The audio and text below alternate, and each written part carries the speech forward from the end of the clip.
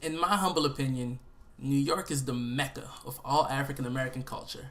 It's like that ignorant uncle we all have that means well, but sometimes comes off as, well, ratchet. And I mean ratchet beyond belief. You still love him anyway because if he passed, you couldn't possibly stomach the grief, but I'm scared that my uncle is going to die.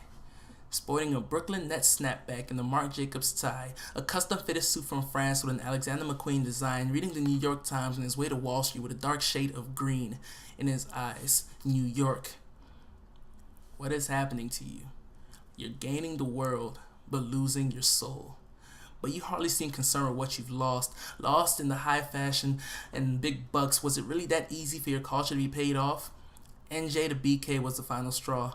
The Brooklyn Nets broke the necks of all the single mothers in their 30s with 3 kids working 3 jobs, just got laid off, filling out resumes to re-up, but the city said, this town just isn't big enough for your family to stay, with the new $1 billion fully furnished stadium on the way, but we'll keep in touch.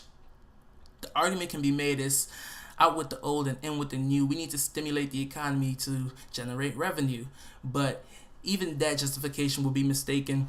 Regardless of how nicely packaged it is, a spade needs to be called a spade. This is just another cold case of gentrification, a plague sweeping through the nation, uprooting rich city cultures at their very foundations and putting high-rise buildings in brownstone, suits bankers, $1 million condos, and skyscrapers as the replacements, and anyone who doesn't belong will be disposed of like gnats on flypaper. And the kid, with a pocket full of lint and a mind free of clout, busting at the seams of creativity that rivals every suit on Wall Street, is maliciously pushed out. It's apparent this is the new religion, and it's sick. Hardly is this anything close to what should be considered out with the old and in with the new. No, this is clearly the same old, out with the poor and in with the rich. With poverty comes cons, I'll admit. Prostitutes, gangs, guns, and stray bullets, slaying little brothers upon bicycle handlebars, addicts and junkies in alleys, drug dealers, misdemeanors, and drive-bys from tenant cars, but that all should be taken with a grain of salt. Never take the bad without the good. With poverty comes struggle, and with struggle comes passion. The kind you can't find with big building sports teams, matches, and high fashion. Passion that breeds life to art. Street culture, forms of jazz, breakdancing's heart. Colorful graffiti, beautiful murals, and hip-hop's start. And what comes with wealth?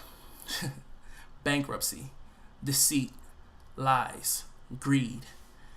When everything was put into perspective, all these cons were neglected, and the solution was that the poor had to go. Because wealth outweighed everything else, even though it only had one pro. Money is only the root of all evil, but if you look closer, there's far more to see. Constructs such as gentrification make up the branches for the rest of that tree. So when the madmen with multitudes of monetary influence are the ones in command, you don't have to think too hard to figure out why the poor suffer firsthand while the ultra-rich expand. That's just the law of the land, just the way it is. The Big Apple is rotten and has become accustomed to eating its own kids. And as they are forgotten, more power is given to New York to live. And we can all say we witnessed and did nothing to stop it.